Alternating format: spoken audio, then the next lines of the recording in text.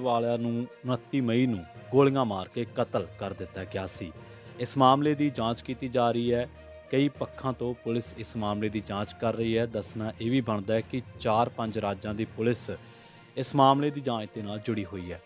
ਹੁਣ ਇਸ ਮਾਮਲੇ ਦੀ ਜਾਂਚ ਦੇ ਦੌਰਾਨ ਨਵਾਂ ਖੁਲਾਸਾ ਹੋਇਆ ਸੰਦੀਪ ਕੇਕੜਾ, ਜਿਸ ਦੇ ਬਾਰੇ ਕਿਹਾ ਗਿਆ ਸੀਗਾ ਕਿ ਪਹਿਲਾਂ ਉਹਨੇ ਸਿੱਧੂ ਮੂਸੇਵਾਲੇ ਦੇ ਨਾਲ ਸੈਲਫੀਆਂ ਲਈਆਂ, ਫਿਰ ਉਹਦੇ ਘਰੋਂ ਚਾਹ ਪੀਤੀ ਤੇ ਫਿਰ ਉਹਨੇ ਰੇਕੀ ਕਰਨ ਆਏ ਨਹੀਂ ਗੈਂਗਸਟਰਾਂ ਨੂੰ ਇਸ ਦੇ ਬਾਰੇ ਇਤਲਾਹ ਦਿੱਤੀ ਕਿ ਸਿੱਧੂ ਮੂਸੇਵਾਲਾ ਥਾਰ ਜੀਪ ਤੇ ਬਿਨਾਂ ਗਨਮੈਨਾਂ ਤੋਂ ਆਪਣੇ 2 ਸਾਥੀਆਂ ਦੇ ਨਾਲ ਨਿਕਲ ਗਿਆ ਘਰ ਤੋਂ ਬਾਹਰ। ਤਾਂ ਹੁਣ ਇਸੇ ਮਾਮਲੇ ਦੇ ਵਿੱਚ ਅੱਗੇ ਪਰਤਾਂ ਖੁੱਲ੍ਹ ਰਹੀਆਂ ਨੇ। ਲਗਾਤਾਰ ਸਿੱਧੂ ਮੂਸੇਵਾਲਾ ਕਤਲ ਮਾਮਲੇ ਦੇ ਵਿੱਚ ਖੁਲਾਸਾ ਹੋਇਆ ਕਿ ਰੇਕੀ ਕਰਨ ਵਾਲੇ ਸੰਦੀਪ ਕੇਕੜੇ ਨੇ ਇਹ ਗੱਲ ਕਹੀ ਹੈ ਕਿ ਮੈਨੂੰ ਨਹੀਂ ਸੀ ਪਤਾ ਕਿ ਕਾਤਲ ਸਿੱਧੂ ਨੂੰ ਮਾਰ ਦੇਣਗੇ। ਉਹਨੇ 11 ਵਾਰ ਕਤਲ ਵਾਲੇ ਦਿਨ ਦੀ ਗੱਲ ਹੈ ਜਦੋਂ ਉਹਨੇ ਰੇਕੀ ਦੇ ਦੌਰਾਨ ਗੋਲਡੀ ਬਰਾੜ ਦੇ ਨਾਲ 11 ਵਾਰ ਗੱਲਬਾਤ ਕੀਤੀ। ਜੀ ਹਾਂ, ਪੁੱਛਗਿੱਛ ਦੇ ਦੌਰਾਨ ਉਸ ਨੇ ਦੱਸਿਆ ਕਿ ਕਾਤਲਾਂ ਨੇ ਉਸ ਨੂੰ ਦੱਸਿਆ ਸੀਗਾ ਕਿ ਮੂਸੇਵਾਲੇ ਨੂੰ ਕੁੱਟਿਆ ਹੀ ਜਾਣਾ ਹੈ। ਜਿਸ ਦਿਨ ਉਹ ਮੂਸੇਵਾਲੇ ਦੇ ਘਰ ਰੇਕੀ ਕਰਨ ਪਹੁੰਚਿਆ ਸੀ, ਉਸ ਨੇ ਕੈਨੇਡਾ ਬੈਠੇ ਗੋਲਡੀ ਬਰਾੜ ਨੂੰ ਸੂਚਿਤ ਕਰ ਦਿੱਤਾ ਸੀ। ਉਸ ਨੇ ਕਤਲ ਵਾਲੇ ਦਿਨ ਰੇਕੀ ਦੇ ਦੌਰਾਨ ਗੋਲਡੀ ਬਰਾੜ ਦੇ ਨਾਲ 11 ਵਾਰ ਗੱਲਬਾਤ ਕੀਤੀ। ਕੇਕੜਾ ਇਹ ਗੱਲ ਦਾ ਦਾਅਵਾ ਕਰਦਾ ਹੈ ਕਿ ਉਸ ਨੂੰ ਨਹੀਂ ਸੀ ਪਤਾ ਕਿ ਗੋਲਡੀ ਬਰਾੜ ਖਤਰਨਾਕ ਗੈਂਗਸਟਰ ਹੈ। ਪੁਲਿਸ ਦੀ ਪੁੱਛਗਿੱਛ ਦੇ ਦੌਰਾਨ ਇਹ ਵੀ ਗੱਲ ਸਾਹਮਣੇ ਆਈ ਹੈ ਕਿ ਜਦੋਂ ਕਰੋਲਾ ਗੱਡੀ ਨੂੰ ਸ਼ੂਟਰਾਂ ਨੂੰ ਸੌਂਪਿਆ ਗਿਆ ਸੀ ਤਾਂ ਡੈਸ਼ਬੋਰਡ ਦੇ ਵਿੱਚ 3 ਲੱਖ ਰੁਪਏ ਅਤੇ 2 ਡੋਂਗਲ ਵੀ ਰੱਖੇ ਹੋਏ ਸਨ। ਕਾਰ ਦੇ ਵਿੱਚ ਮਾਰੂ ਹਥਿਆਰ ਵੀ ਮੌਜੂਦ ਸਨ। ਭਾਵੇਂ ਕੇਕੜੇ ਦਾ ਦਾਅਵਾ ਹੈ ਕਿ ਉਸ ਨੇ ਸ਼ੂਟਰਾਂ ਨੂੰ ਕਰੋਲਾ ਕਾਰ ਦੇ ਕੋਲ ਛੱਡ ਦਿੱਤਾ ਸੀ, ਪਰ ਉਸ ਨੂੰ ਇਹ ਵੀ ਨਹੀਂ ਸੀ ਪਤਾ ਕਿ ਉਹ ਸਿੱਧੂ ਮੂਸੇਵਾਲੇ ਨੂੰ ਹੁਣ ਮਾਰਨ ਜਾ ਰਹੇ ਨੇ। ਦੂਜੇ ਪਾਸੇ ਦਿੱਲੀ ਪੁਲਿਸ ਨੇ ਇਸ ਮਾਮਲੇ ਦੇ ਵਿੱਚ 6 ਸ਼ਾਰਪ ਸ਼ੂਟਰਾਂ ਦੀ ਪਛਾਣ ਹੋਣ ਦਾ ਦਾਅਵਾ ਕਰ ਦਿੱਤਾ ਹੈ। ਦਿੱਲੀ ਪੁਲਿਸ ਦੇ ਸਪੈਸ਼ਲ ਸੈੱਲ ਦੇ ਵਿਸ਼ੇਸ਼ ਪੁਲਿਸ ਕਮਿਸ਼ਨਰ ਐਚ.ਐਸ. ਧਾਲੀਵਾਲ ਨੇ ਮੀਡੀਆ ਨੂੰ ਦੱਸਿਆ ਕਿ ਗਾਇਕ ਦੀ ਮੌਤ ਇੱਕ ਸੰਗਠਿਤ ਅਤੇ ਵਹਿਸ਼ੀਆਨਾ ਕਤਲ ਸੀ।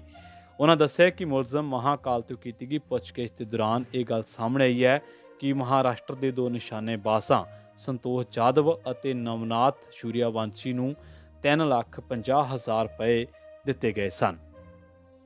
ਧਾਲੀਵਾਲ ਨੇ ਦੱਸਿਆ ਕਿ ਪੁਲਿਸ ਨੇ ਸ਼ੱਕੀ ਵਿਅਕਤੀਆਂ ਦੀਆਂ 8 ਤਸਵੀਰਾਂ ਜਾਰੀ ਕੀਤੀਆਂ ਨੇ, ਜਿਨ੍ਹਾਂ ਦੇ ਵਿੱਚੋਂ 6 ਦੀ ਪਛਾਣ ਸ਼ੂਟਰਾਂ ਵਜੋਂ ਕੀਤੀ ਗਈ ਹੈ।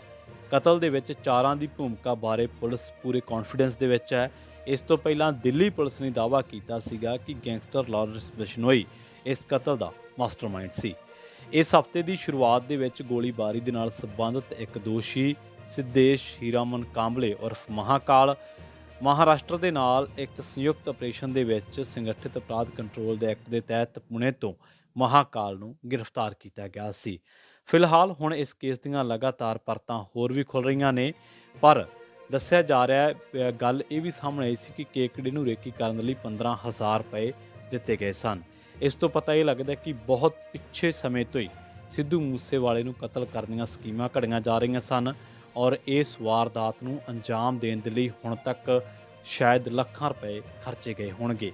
ਬੇਸ਼ੱਕ 4-5 ਰਾਜਾਂ ਦੀ ਪੁਲਿਸ ਇਸ ਕਤਲ ਮਾਮਲੇ ਨਾਲ ਜੁੜੀ ਹੋਈ ਹੈ। ਇਸ ਮਾਮਲੇ ਦੀ ਬਹੁ ਪੱਖਾਂ ਤੋਂ ਜਾਂਚ ਕਰ ਰਹੀ ਹੈ, ਪਰ ਫਿਰ ਵੀ ਹਾਲੇ ਤੱਕ ਪੁਲਿਸ ਦਾ ਸਾਹਮਣੇ ਆ ਕੇ ਇਹ ਨਾ ਕਹਿਣਾ ਕਿ ਫਲਾਨਾ ਬੰਦੇ ਨੇ ਹੀ ਸਿੱਧੂ ਮੂਸੇਵਾਲਾ ਨੂੰ ਗੋਲੀਆਂ ਮਾਰ ਕੇ ਕਤਲ ਕੀਤਾ ਤਾਂ ਇਹ ਕਈ ਸਵਾਲ ਵੀ ਖੜੇ ਕਰਦਾ ਹੈ।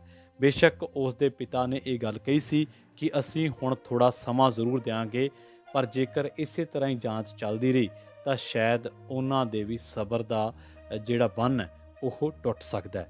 ਤਾਂ ਸਿੱਧੂ ਮੂਸੇਵਾਲਾ ਕਤਲ ਮਾਮਲੇ ਦੇ ਵਿੱਚ ਅਸੀਂ ਹਰ ਰੋਜ਼ ਤੁਹਾਡੇ ਨਾਲ ਨਵੀਆਂ ਅਪਡੇਟਸ ਸਾਂਝੀਆਂ ਕਰ ਰਹੇ ਹਾਂ। ਕੀ ਤੁਹਾਨੂੰ ਲੱਗਦਾ ਹੈ ਕਿ ਸੰਦੀਪ ਕੇਕੜੇ ਦੀ ਜੋ ਕਹਾਣੀ ਹੈ ਉਹ ਬਿਲਕੁਲ ਸੱਚ ਹੈ? ਕਮੈਂਟ ਕਰਕੇ ਆਪਣੀ ਰਾਏ ਤੁਸੀਂ ਰੱਖ ਸਕਦੇ ਹੋ। ਤੁਹਾਡਾ